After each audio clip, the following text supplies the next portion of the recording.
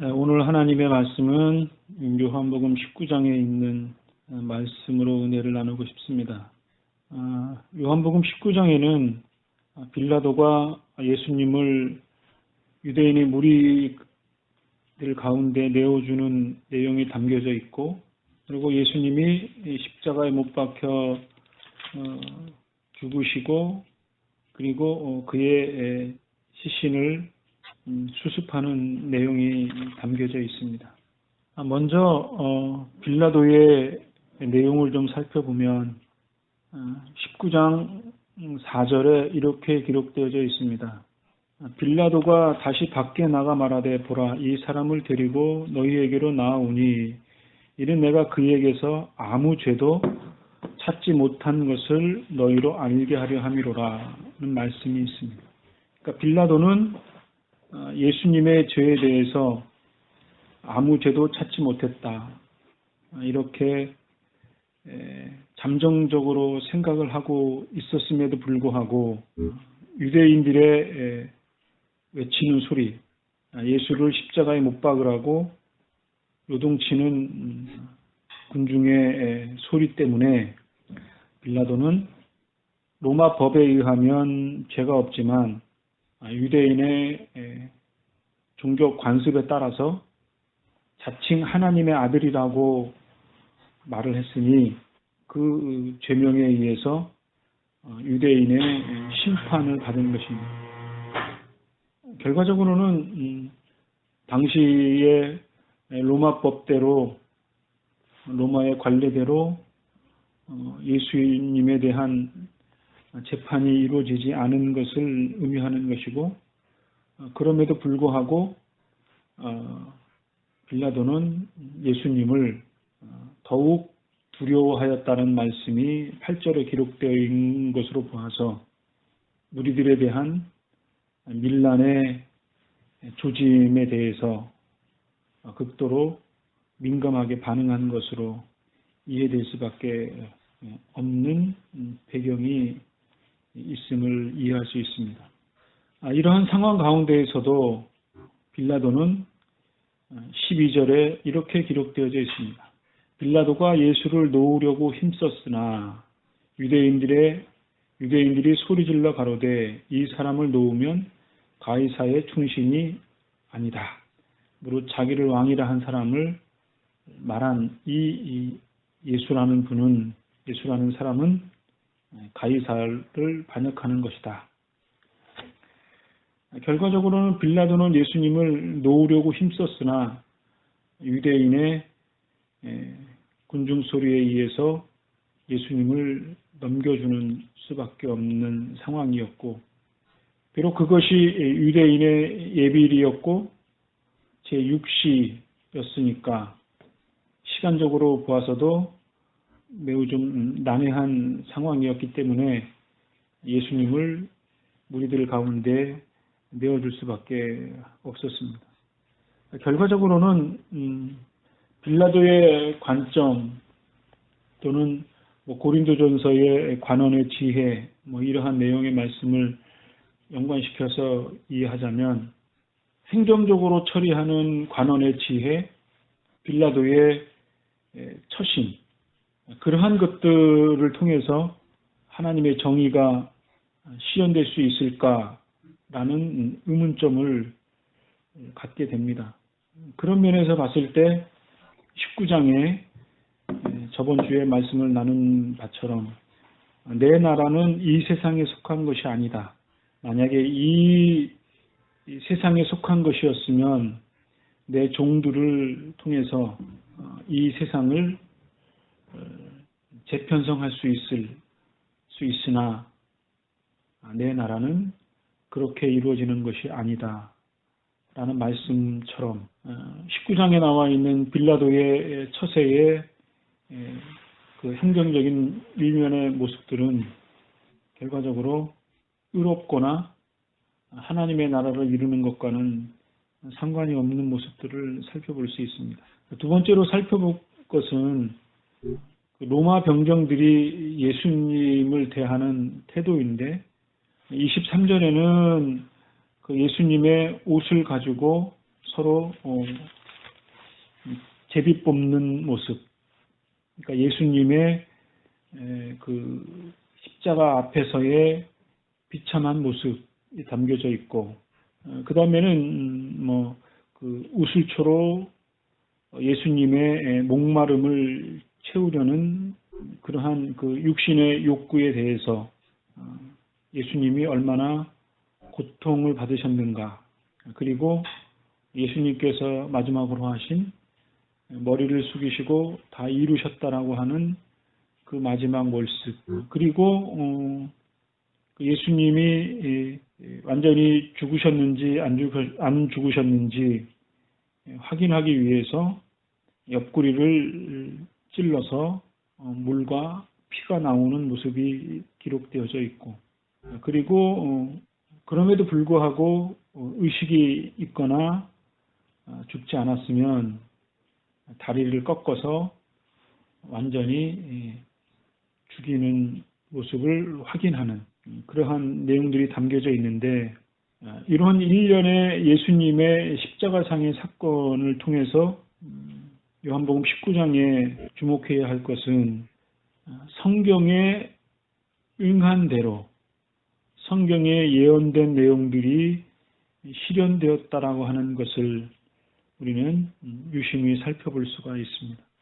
그러니까 예수님의 십자가에서의 조롱과 죽으심이라고 하는 것, 그리고 예수님이 다 이루셨다라고 하는 이런 일련의 모든 모습들은 하나님의 이스라엘을 통해서 구원을 이루시는 하나님의 역사하시는 방법이 구약시대를 통해서, 그리고 예수님 이전의 모든 가르침을 통해서, 율법을 통해서 하나님의 이루시고자 하시는 것들이 이제는 예수 그리스도의 십자가의 죽으심을 통해서 이스라엘 역사를 통해서 예언되어졌던 메시아 한 분이 오셔서 완전한 하나님의 나라를 이루실 것에 대한 그 예언의 말씀, 제비 뽑는 것, 그리고 우슬초에 이불 대신 것, 그리고 뼈가 꺾이지 아니하시고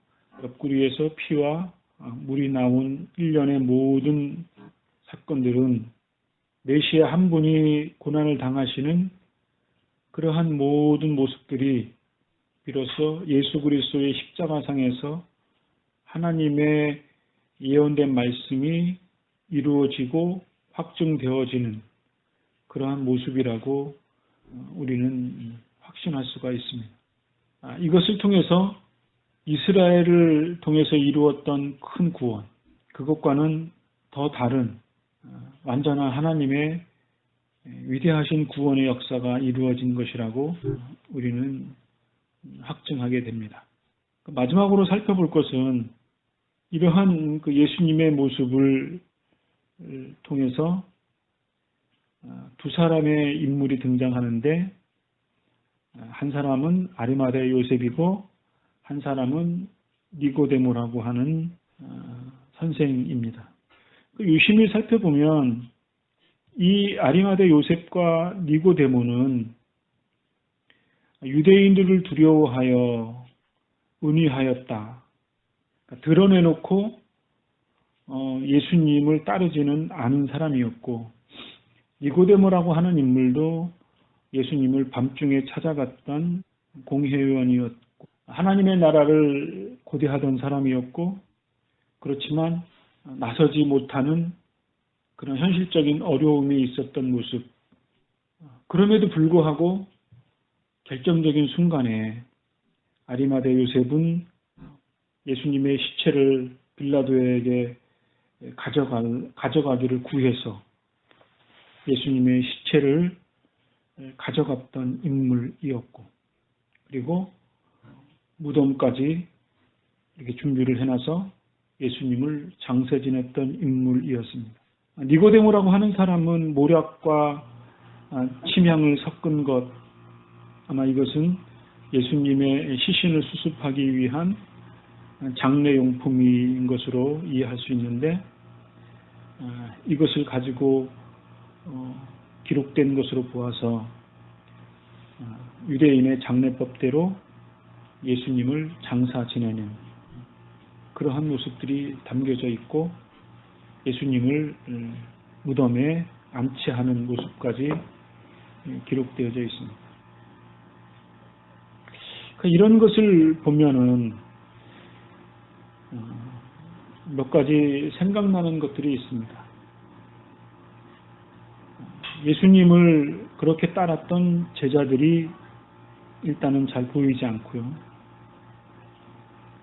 그리고 예수님의 모친이었던 마리아를 비롯해 여럿의 여인들이 예수님의 마지막 모습을 수습하는 모습이 담겨져 있고, 제자들이 아닌 아리마다 요셉이라고 하는 사람과 닌모데고라고 하는 사람이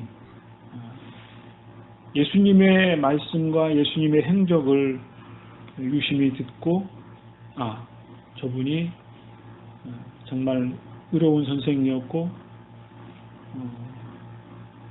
구약 성경에 기록되어져 있던 그분인가? 라는 의구심을 가지면서 끝까지 주목했던 인물이었습니다.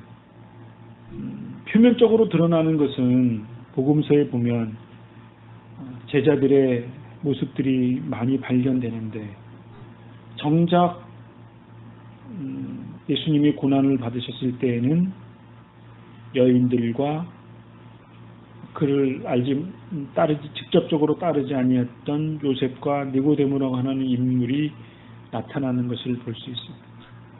물론 그 이후에 요셉과 니고데모라고 하는 인물의 행적에 대해서는 잘 알려져 있지 않고, 예수님이 제자들을 찾아가서 제자들을 통해서 그리스도의 부활의 복음이 메시아의 주님 되신 것을 확증하는 것이, 전파되어지는 것이 제자들을 통해서 이루어진 것이었지만, 그 이면에 드러나진 않지만 정말로 중요한 인물 중에 한 인물이 여인과 요셉과 니고데모였다라고 하는 사실을 우리는 주목할 필요가 있습니다.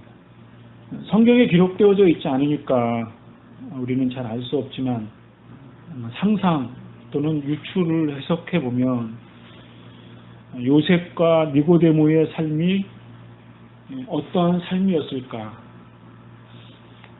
예수님의 마지막 시신을 수습하고 그 모든 일련의 것들을 지켜봤던 요셉과 니고데모의 삶이 예수님을 정말 신실하게 따르는 삶이었지 않았을까, 그렇게 생각이 되는 거죠. 예수를 믿고 따르는 사람들은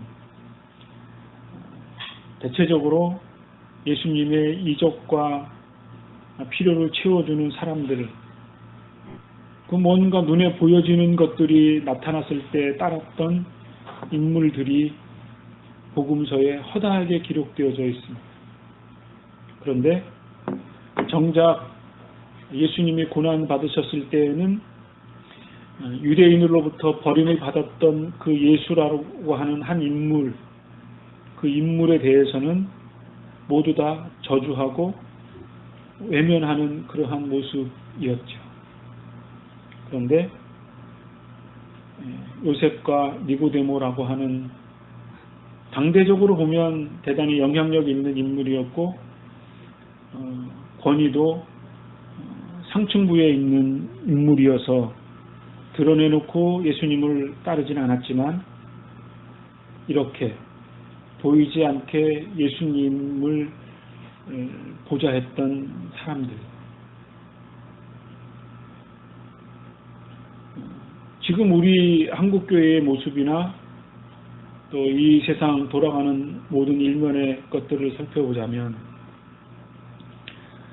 어떤 이익과 보여지는 것들을 추구하는 그러한 인물들도 필요하다고 생각합니다만, 그러나 우리가 요셉과 니고데모라고 하는 보이지 않게 주님을 나름대로 섬겼던 사람들이 있었다는 것에 대해서 우리는 다시 한번 깊게 생각해 봐야 되지 않을까 싶습니다. 2007년도 맨 마지막 날 주일인데, 또 12월 31일 마지막 날인데, 복음서에 기록되어져 있는 많은 보여지는 인물들, 그들의 역할이 하나님으로부터 나름 쓰임을 받았던 것을 부인할 수는 없으나, 보이지 않게 묵묵히 자기에게 주어진 일들을 감당했던 것 또한 하나님의 또 다른 일하심이라는 것을 우리가 잊지 말아야 할 것이라고 여겨집니다. 세상적이라고 하는 것은 항상 보여지는 사람들에 의해서 평가가 되고 그렇죠. 교회라고 하는 것도 큰 교회, 영향력 있는 교회, 그런 것들 보여지는 것에 의해서 기독교가 평가받기도 하지만, 또 다른 측면에서 봤을 때에는 낮고 소외된,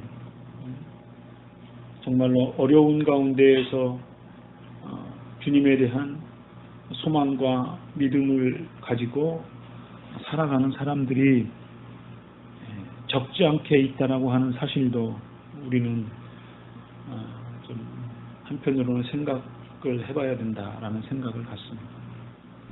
어떤 것이 참되게 믿는 것인지,